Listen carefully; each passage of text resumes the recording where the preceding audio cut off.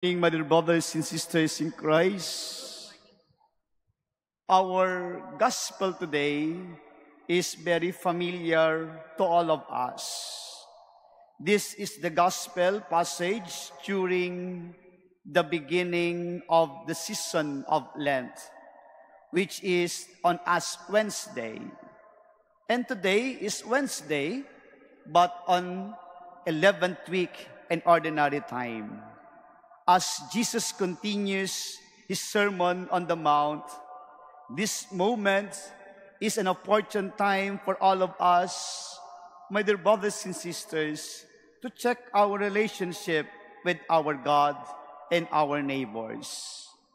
Of course, we want to identify ourselves and live faithfully to His commandments, to love our God and to love our neighbors.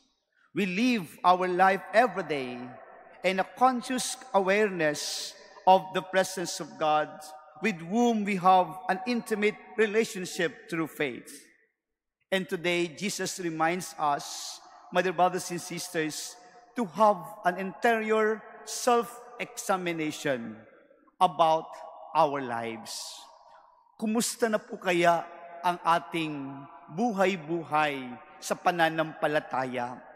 Tayo po ba'y nabubuhay na lumalago, kapiling ang Diyos at daladala ang presensya ng Diyos? O tayo ay nabubuhay lamang na para bang wala lang? Kain, tulog, trabaho, pamilya, pero kinakailangan din po natin to take look into our very self, our inner self, examine it every day in order for all of us that we are truly children of God. That is why questions of how are we living it right now? Do we live our lives so that other may notice us? And are we only using God so that we will gain the admiration to other fellow men? Our gospel today, my dear brothers and sisters, straightforward mentions to us the spiritual foundation, which are prayer, fasting, and almsgiving. These three as spiritual good works that should be done by ourselves, the key signs of a pious person, and three great pillars on which the good life is based. This is our duty to manifest the loving presence of God in us. And we are all expected to observe this faithfully in our lives.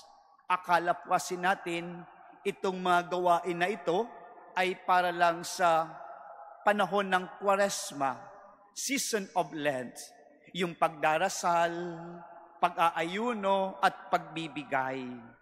Again, my dear brothers and sisters, God wants us to observe these spiritual good works faithfully in our lives. We work meant to glorify God. Doing this is meant to glorify God. Sa paggawa po nito ay ang ating pinupunyagi at pinupuri ay ang ating Panginoon, dahil kinikilala natin ang Kanyang kadakilaan at pangangailangan natin sa Kanya araw-araw. If these are done for personal or external intentions, my dear brothers and sisters, we deny the honor due to God.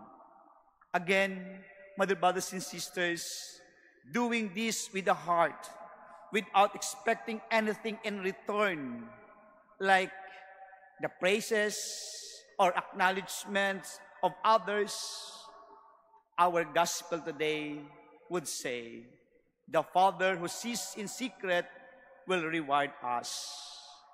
Ang Panginoong tumitingin sa atin sa paggawa na hindi natin ipinapalandakan sa iba, nagkakaroon po ng biyaya at pagpapala mula sa Diyos. Because nowadays, sa mga panahon po ngayon, we want all of our actions must be seen and noticed by others. And to some extent, we want reactions like from outside, appreciation and likes or affirmation. A show-off attitude. Ito po minsan ang nade-develop sa buhay natin. Show-off attitude. Yes, we do faithfully spiritual good works like almsgiving, praying every day, almsgiving, or fasting, pero ito ay panlabas lamang. Show-off attitude na ito po minsan ang nangyari sa buhay natin in reality at this moment. That is why, my brothers and sisters, show-off attitude, especially spiritual matters, sometimes leads our life to hypocrisy. Mga kahipokrituhan lamang ang nangyayari o bunga ng ating paggawa nito. That's why we are reminded today of our consciousness of doing the almsgiving, fasting, and praying.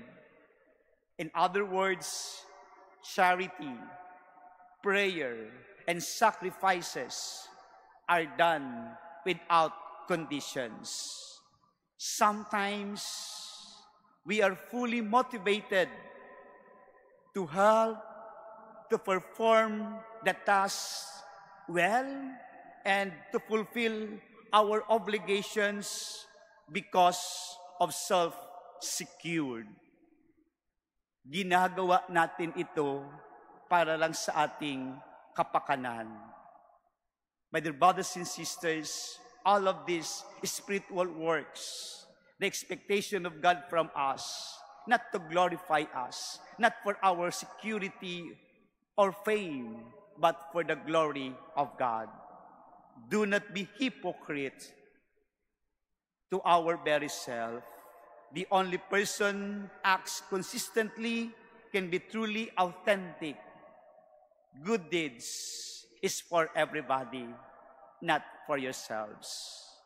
Be the channels of God's graciousness every day.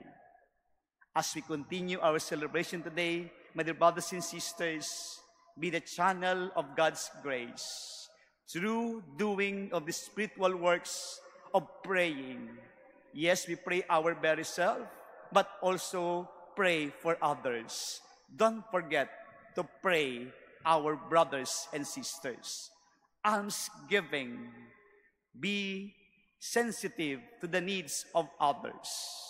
And be fasting. Be righteous. Not only doing of kind of being sinfulness or sinful man. Sacrifice from all those sins. Be truly authentic, the channel of God's grace every day. Amen.